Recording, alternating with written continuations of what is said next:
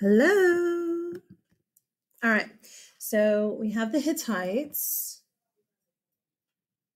right here. And now, so you can see where you're at in your notes. The treaty, Assyria. Assyria is kind of the beast of the area. Warlike, bloody, fun. That being said, it should not surprise you. If I ask you what kind of religion, what's the answer? Polytheistic, animistic. If I ask you what kind of government, theocratic monarchy, a monarchy that is backed by their gods. Shouldn't be surprising anymore, probably.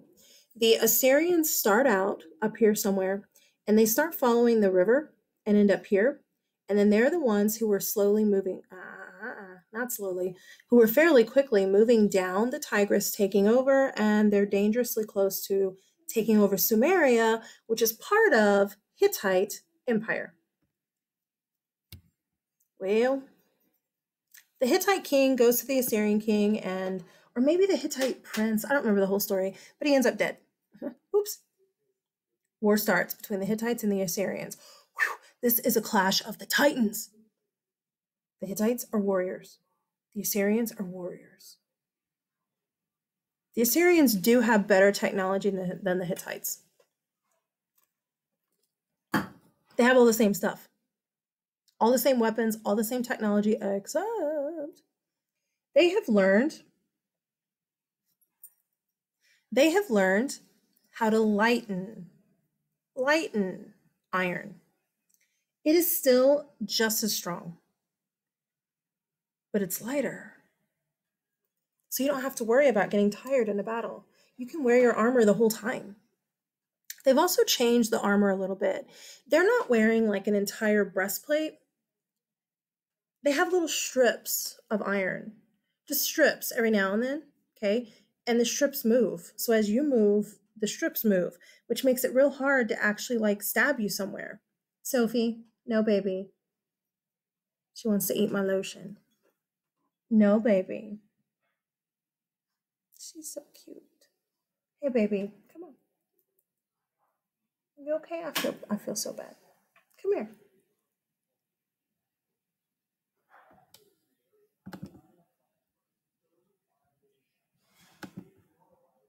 Dang, I can't pause this.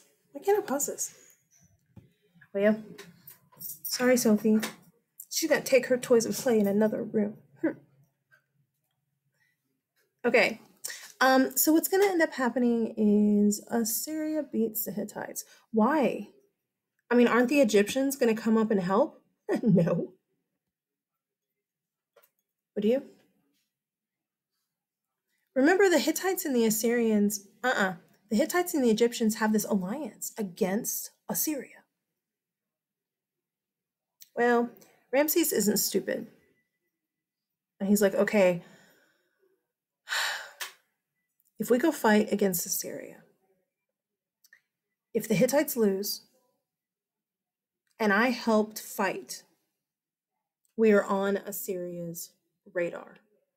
And they'll come down here and nail us. Why? Because we helped them.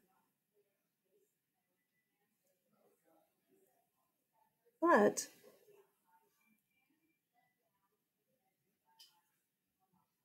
I swear I'm hearing a beeping sound. It's not this, is it? That's uploading. I don't know. Anyway, but he says if I don't attack, maybe we won't be on Assyria's radar and maybe they'll leave us alone. He does totally stab the Hittites in the back. But do you see why?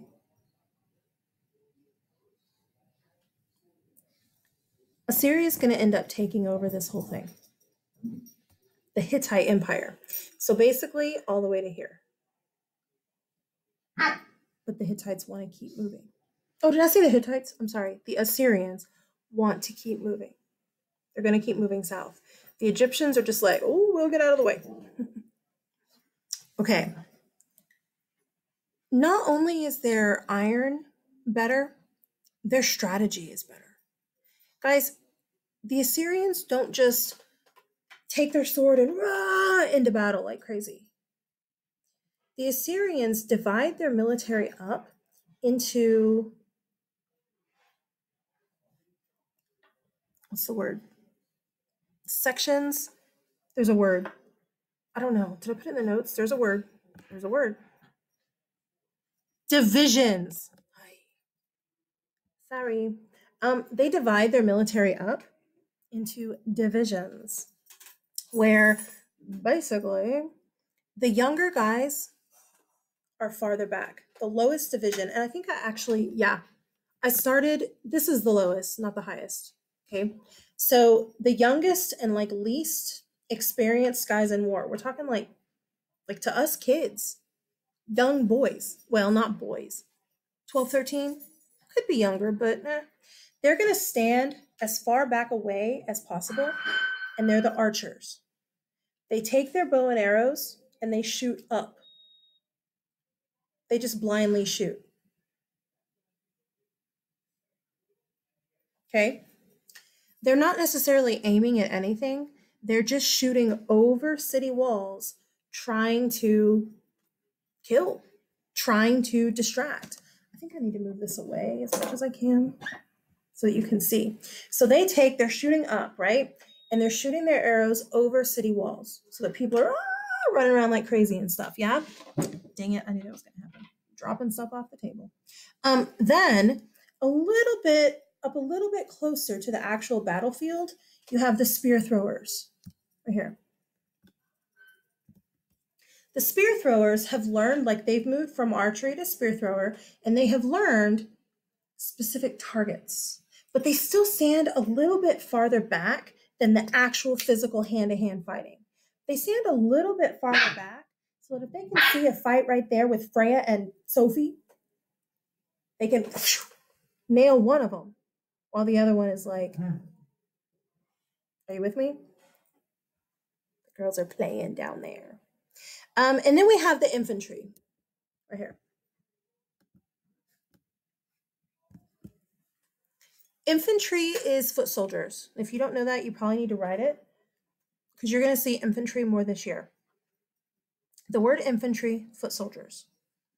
They're the older, not like old. I mean, they're like 20s or whatever. But they're the older. They've already been archers. They've already been spear throwers. And they're really good at hand-to-hand combat. They can fight. They can use swords. They can pick up a spear and be like, whoosh, because they've already been trained in it all. They're awesome. They're the ones who are actually in the middle of the fighting. Okay? Then you have the cavalry at the top. That's the highest you can go. The cavalry, horses, and if you need to put that in parentheses, put it, because again, we'll see the word cavalry over and over again, horses. All right? Infantry, foot soldiers, cavalry, horses. These are men who are on horseback, but they also fight with a sword. If they fall off their sword, they can pick up and they can, because they've already been trained as an infantryman.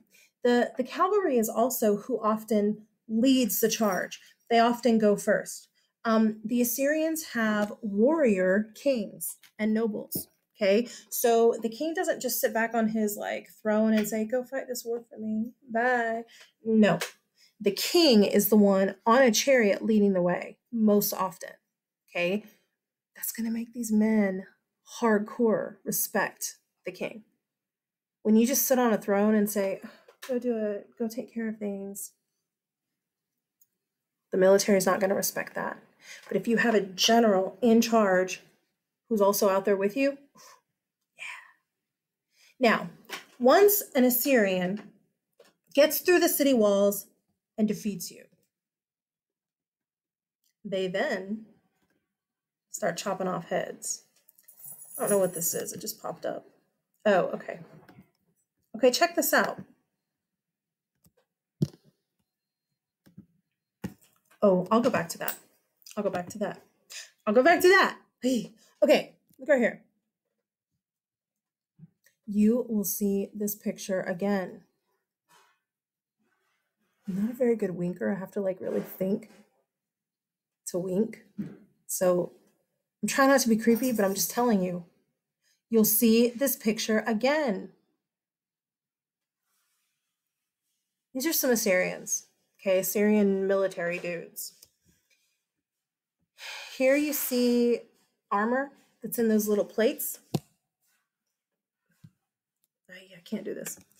And this right here, these little plates, that moves. It swishes back and forth as they move. Okay, so that it's hard to get a place to actually hit them. You see Archer, and I hope he looks younger to you than the other guys. The fact that he has no beard, the fact that they have big beards, that's showing you age, not just beards. Okay. Here, you do see a spear. That doesn't mean he's a spear thrower. He also has a sword. We have arrows here, quiver. Look at this. Shield, big shield. Look at this shield. Oh, the joys of teaching from home. I know, you're like, the joys of learning from home.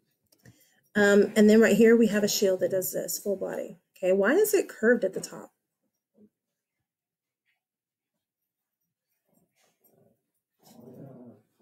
If the other side is shooting arrows at you and you see them coming, get as close to that as possible and put your head under here, protecting yourself as much as possible.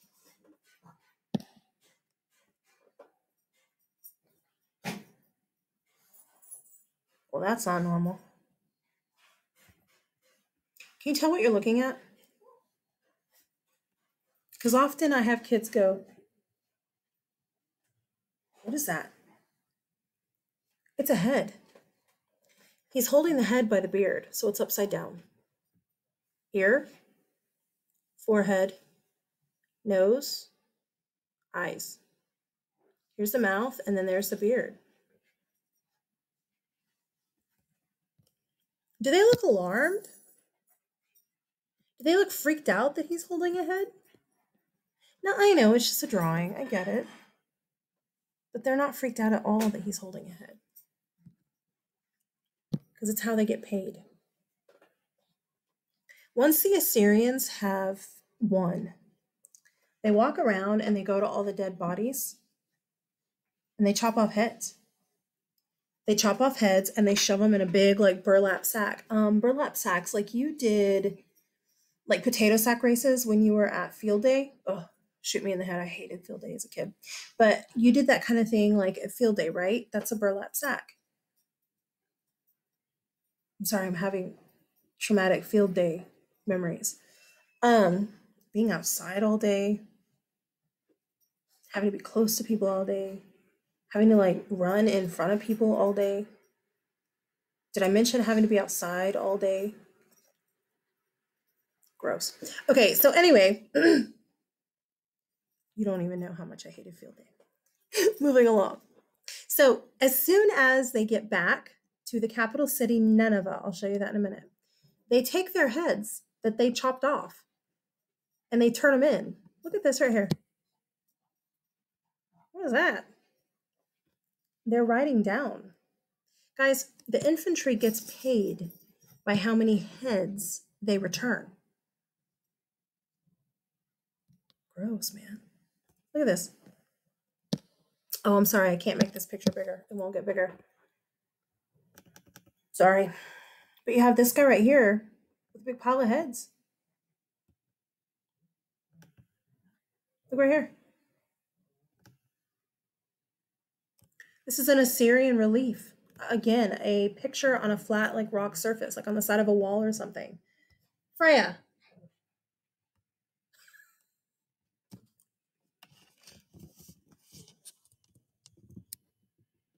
Look at Sophie's hair.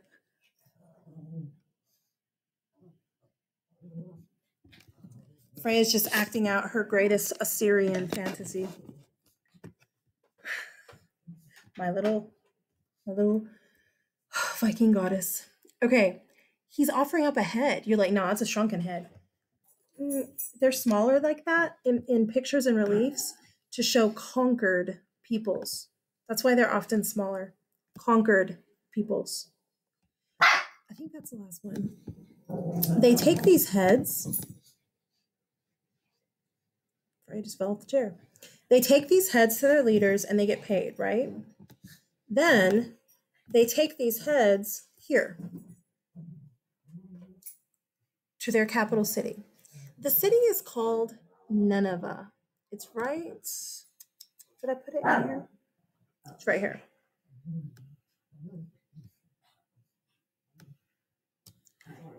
Nineveh. If you know Old Testament Bible stories, or if you know Veggie Tales, Nineveh is the place that Jonah does not want to go. So he goes the other direction. Why doesn't he want to go to Nineveh? Well, because they hit people with fish. That's what Veggie Tales told me. No. Guys, outside of the gate of Nineveh, yeah, that's this. They would take all of those heads that they had chopped off and pile them up here and here, so that you walked into the main gate and you walked past rotting heads. What the heck? It's intimidation. It shows people, don't screw with us, or this will be you. There's something else on the walls of the city. They would take bodies and flay them. I know you can't really see much, but they would cut down this way and then take your ribs and rip your ribs open. And then all your insides would fall out, right? And then they would take this, like your ribs were open, and they would put them on the walls. Oh my gosh. Gross. Would you want to go there if you're, I don't know, little Jonah? You're like, I ain't going there. People were scared to death of Nineveh, especially under this king. This king, his name is Sennacherib. Sennacherib. It looks like, here it is. It looks like Sennacherib, but it's Sennacherib. Flint. People were scared to death of Sennacherib. Sennacherib is mentioned in the Old Testament of the Bible because the Jews are scared to death of him. Sennacherib is on his way. He doesn't take over Jerusalem, but he's on his way. Sennacherib, look at this. He's one of the kings, right? And he's like the biggest, baddest, most warlike king possible. He has 1,000 victories. 1,000 times that he won a battle, taking over Mesopotamian city-states. Guys, that means he didn't die. I don't know how to fight. I'm not a warrior. I think I died the first battle, honestly. He lives through 1,000. Impressive. He's the one that people are like piling up heads while he's the king.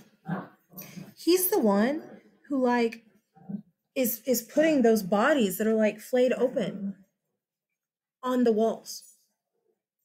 He's a military beast. And the Hebrews are scared to death of him because he's on his way. Because Sennacherib is working his way down here. He's working his way down. Taking over. He's taking over all of this. This right here is Phoenicia. Yeah, right here is Israel. The Jews are scared to death. Now, it's time for Sennacherib to take over Jerusalem. And something happens. A bunch of, what are they called? Assyrians end up dead. No war happened. No battle happened. Freaks everybody out and they leave. The Bible talks about it being God that did it. Of course, non-believers are like, dude, it was some kind of disease or something. Flint, I'm trying to teach, baby. Whichever you believe is fine. Regardless, though, the Assyrians turn around and they're like, we lost half of our military. We got to go back home. We'll come back later. Yeah, he won't come back. Flint?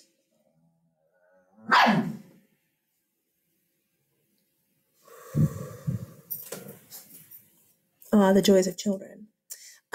Guys, when he gets home, I don't remember the whole story. His son kills him, and I just don't remember the entire story. Whoa, that's wrong. I don't remember the whole story, but his son ends up stabbing him, like so that he can take over and rule. It's kind of sad, but kind of funny at the same time. This amazing military beast is like stabbed by his son. Why? Because I want to be king now. Yeah, his son's kind of not so great of a ruler.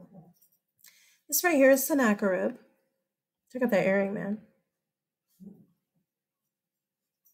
That's him on a relief. His son takes over. He's not nothing. He's nothing special. Fast forward, we get to this king. His name, and I don't know if it's...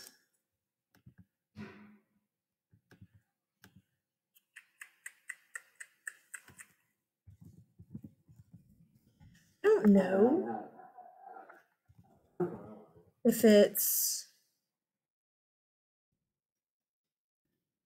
in relation to Sennacherib, honestly, or not. I mean, I just can't remember. Dang, it doesn't say who his...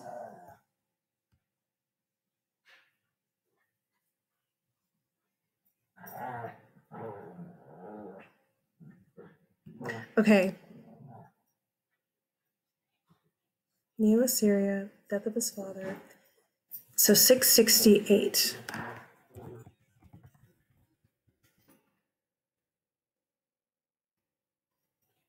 (681). So there is only one king in between Sennacherib and Ashurbanipal. That's kind of what I was thinking. I'm not sure if they're the same family though, or if not family, direct relation. I think this guy Ashurbanipal is like a nephew. I don't think he's a direct, like a grandson. It doesn't really matter. It doesn't make any difference. But Ashurbanipal takes over. Okay, when you look at his name, it's right here. Ashurbanipal. Ashurbanipal does his military time. Y'all, he's not a wuss. He's not a scaredy cat. I often have kids that are like, yeah, weenie. No, he does his military time. However, Ashurbanipal was brilliant. They say he could speak like 7 languages or something. He was brilliant. He was one of the few kings who could actually read. And he wanted to create a place where we could house things from different cultures in his empire. So he gets the Library of Nineveh going. The Library of Nineveh. Nineveh is the capital city, yeah. And the Library of Nineveh, we don't know what it looked like. Based on what people have written about, this is what has been like drawn or whatever, okay? This right here. The Library of Nineveh is gone. I'm sorry, I was watching the dogs. Oh my gosh, y'all, it's been such a long day. The Library of Nineveh is gone. There were so many, like thousands of stone tablets that were there. There were big deal things that were found there. If I remember right, I think the mask that I showed you of Sargon in class or on here, I believe the mask of Sargon was found in the Library of Nineveh.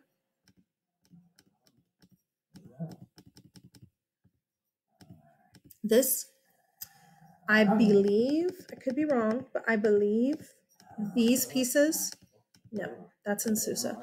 These pieces were found in the Library of Nineveh.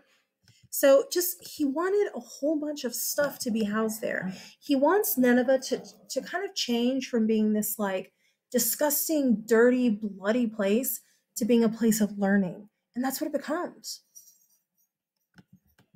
So much so that people start going to Nineveh for education, which is awesome. It's great. Except one of the things that you're going to see that I hope you see throughout this year, there's always a good and there's always a bad. Creating the Library of Nineveh is awesome. Education. But it also, Flint, please. It also causes people to see what Nineveh is actually like. I can't pause this video. I don't know why, but I can't pause this video to stop it. Anyway, thank you. It also is going to show people what Nineveh is actually like, and that all those stories and the blood and guts, those days have passed. They're just a normal town now. I mean, yeah, they still have an amazing military, but they're not all bloody and scary like people used to think, which just causes a new group of people to rise up and take over. Okay, I don't know if I put it on here. Okay, I called it Neo-Babylon, which is fine. It's not a problem. There's actually two groups of people, Babylon and Chaldea, and they're going to get together and kind of join together and fight to get rid of Assyria after Ashurbanipal. Ashurbanipal's strong. Even though he's like not so much of a warrior, he's strong. They don't take him over. His son takes over, and of course, his son's an idiot. And so that's when they take over. Neo-Babylon and this other city-state join together to both take over. You're like, what is a Neo-Babylon? Neo means new. New. It's still the city of Babylon. But Babylon rises up again and takes over Assyria. So now we have Babylon all over again in charge of everything you see here. Everything. And the king. I took them off your notes.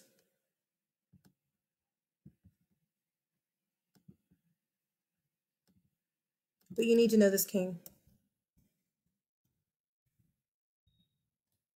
You're like, what the heck name is that?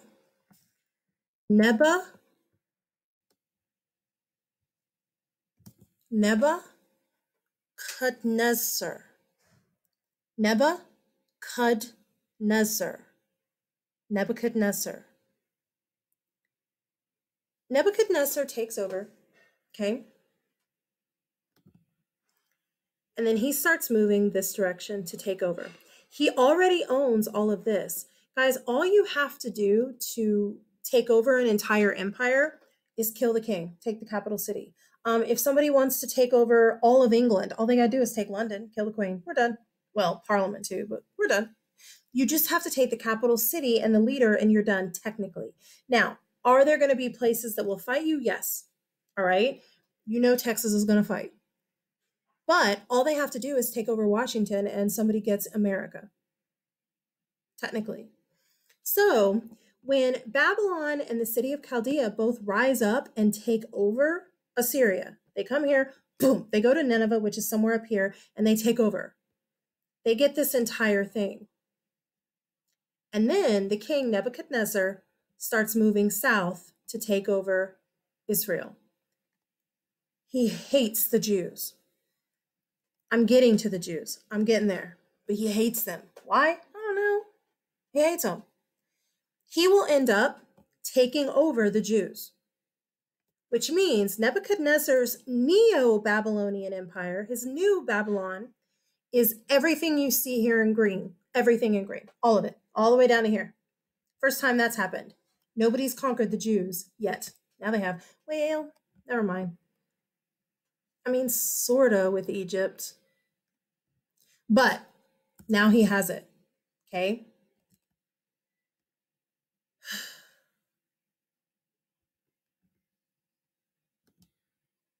Oops. Here we go.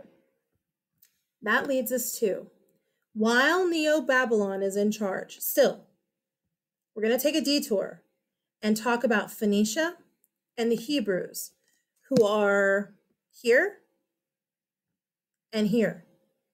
They don't take over people. They're just trying to live their life. They're just trying to do their thing. That's not true. The Hebrews do take over people, but we'll get there. But they don't have like a big empire. Okay, they're not about empire building, the Phoenicians or the Hebrews. But in our big like empire building story, we do need to take a detour. I do need to teach about Phoenicia and the Hebrews. Then we'll come back to Neo-Babylon and continue. Okie dokie? Okay.